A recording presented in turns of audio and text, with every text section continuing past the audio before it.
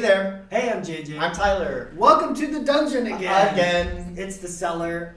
We have no real way of knowing which order you're watching these videos in, but I think welcome to the dungeon is a pretty good sign up. I like it. It's kind of like welcome to the jungle. Yeah, totally. Right. So you can see, maybe you can tell us what, like if our enthusiasm is flagging, or welcome to the dungeon gets annoying the fifth time you see it. When you go into all the Minecraft videos, you let us know.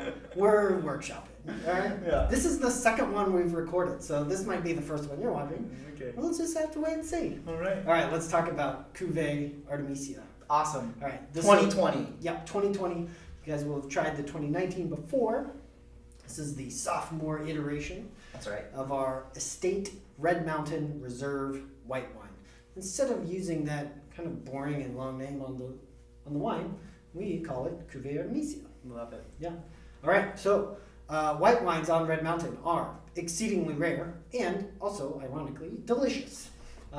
So Red Mountain is fully contained within and considered part of the Yakima Valley, which itself is famous for high-end, nice white wines. That's true. So if you're growing wine grapes on Red Mountain, you are also growing wine grapes in the greater Yakima Valley. That's right. And in fact, 40 years ago when our valley was really starting to get going with wine grapes and making wine, Washington State was considered to be, more or less a premier white grape growing region. And it wasn't until more recent decades of different climates and cultivar exploration that people really figuring out what Red Mountain was. Right, and like being able to, figure out how to make great Cabernet, that dynamic has actually changed now in the 21st century.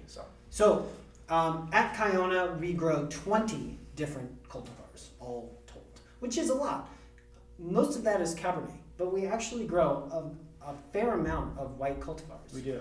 A lot of them were planted before, like 1985, and that was what people were buying and drinking and selling back then. And it's also, like Tyler mentioned, the prevailing wisdom was that this is white wine growing country. Sure. So we've been around long enough that we were around before that realization, and we're still around now. So we still have all those vineyards prior to 1985.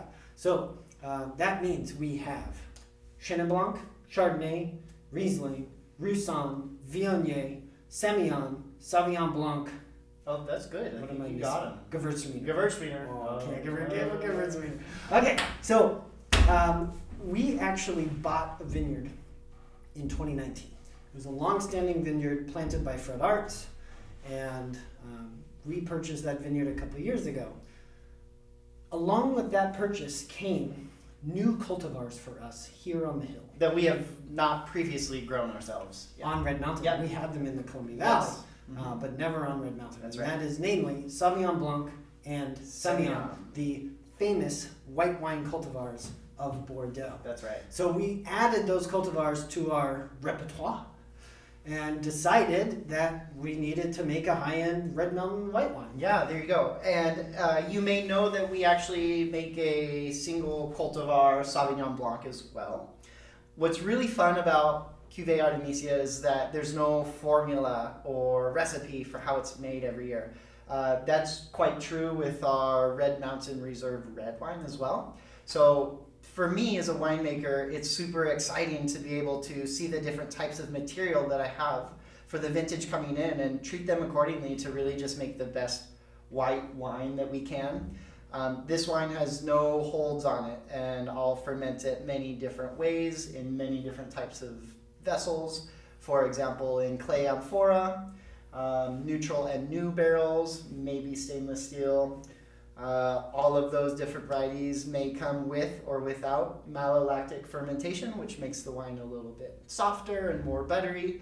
So when it's all said and done, really it's just a small collection of these best ferments of white cultivars that we have from the vintage to really put together a texturally rich, really aromatically powerful white wine that really shows what Red Mountain can do.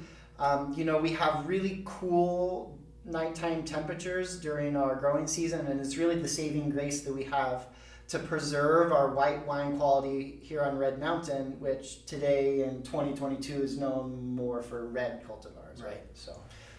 Yeah. So, and actually, when we decided to make this wine, you don't just decide to make a wine like this and then do it. Like, we had to make a few capital expenditures. We had to buy different barrels, kinds of cost money. It's the tanks. labor to treat them and texture them. Yeah. So Cuvée Artemisia and actually the accompanying Sauvignon Blanc, which we're in our second Red Mountain iteration of that as well. Currently, yeah. So both of those wines kind of represent a shift in white wine approach, in style and execution, that we couldn't just flip a switch and, on day one we're doing it this way, and on day two we're doing it a totally different way. That's so right. we kind of had to make the decision, spend a bunch of money, and get all these new tools that allowed us to make the best wine that we could, and really match the site with the style that it needed to be. Sure. Yeah. And what's fun about these wines is, they're delicious right now, but they can age a little bit too. How about that? Yeah. We don't know exactly how long yet. We haven't been making Cuvée Artemisia for too long, but our 19 iteration is still super fresh and starting to develop really excellent secondary, tertiary flavors. So I think through time, this one should do about the same thing. So we're several minutes into this video. We actually haven't talked about what's in this one. Oh yeah. So we've got Semillon, Uh-huh. we've got Sauv Blanc, That's right. we've got Chardonnay, And we have Roussan. Riesling. Nice. Yeah. Yeah, nailed it. So, there's different textures and different acid profiles that all those different cultivars bring, and we spend a lot of time blending them into the best wine it can be here in Cuvée Artemisia, as we do with all of our labels. Yeah. And it's a pretty small production, less than 300 cases on this one. Yeah. It's mostly direct to consumer, tasting room wine, that type of thing. That's right. Obviously for members. So, yeah, cool. Thank Awesome. you. Enjoy. Yes, thank you.